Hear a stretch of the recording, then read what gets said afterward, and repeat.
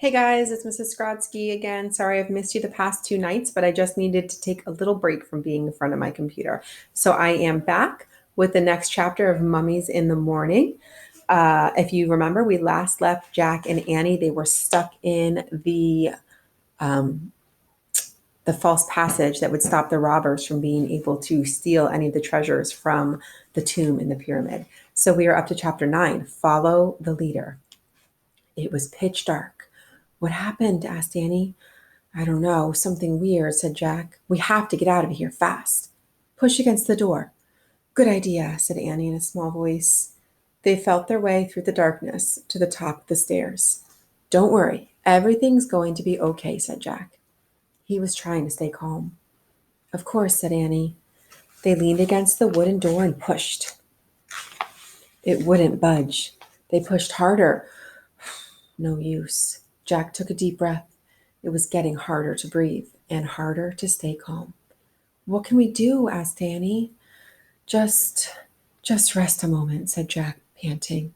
His heart was pounding as he tried to see through the darkness. Maybe we should start down the hall, he said. Maybe we'll eventually come to an exit.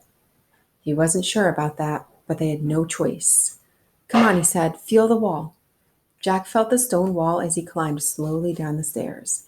Annie followed. Jack started down the dark hallway. It was impossible to see anything, but he kept going, taking one step at a time, moving his hands along the wall. He went around a corner. He went around another corner. He came to some stairs. He went up. There was a door. He pushed against it. Annie pushed too. This door wouldn't budge either. Was this the same door they had started at? It was no use. They were trapped. Annie took his hand in the dark. She squeezed it. They stood together at the top of the stairs, listening to the silence. Meow. Oh, man, Jack whispered. He's back, said Annie. Meow. Follow him, cried Jack. He's going away from us. They started down the dark hallway, following the cat's meow. Hands against the wall, Jack and Annie stumbled through the darkness. Meow. So there they go, down the hallway, following that cat. Hope they're going to get saved. I'm nervous for them. They followed the sound all the way through the winding hallway, down, down, down, around one corner, then another and another. Finally, they saw a light at the end of the tunnel.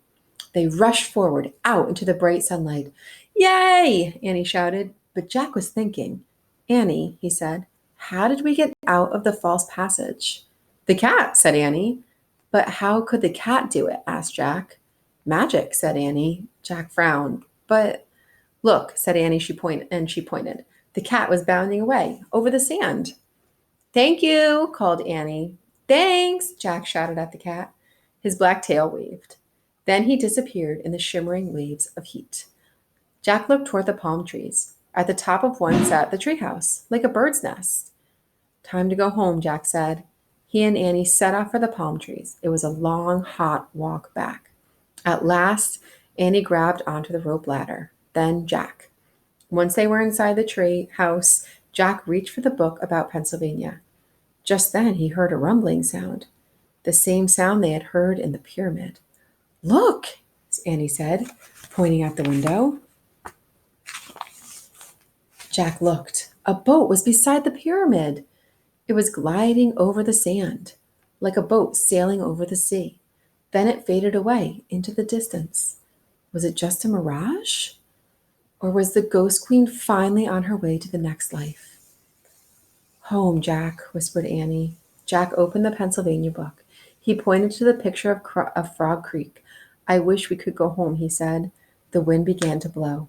The leaves began to shake. The wind blew harder. It whistled louder. The treehouse started to spin. It spun faster and faster.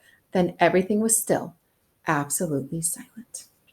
Okay, and there's the pyramid, and there's the boat. And there they are at the top of their treehouse. And so is the boat really there, or do they just think that they see that boat? Okay, that's the end of that chapter. So if we want to do our chapter summary, Jack and Annie wanted to get out of the false passage, but they were stuck. So they walked around feeling the walls, and the cat finally got them out, and they were able to make it to the treehouse. So we have one more chapter. I'll read it tomorrow. Chapter 10, Another Clue. Have a great night, guys. I will see some of you tomorrow for math, and Miss Lou will see some of you also tomorrow for math. Bye.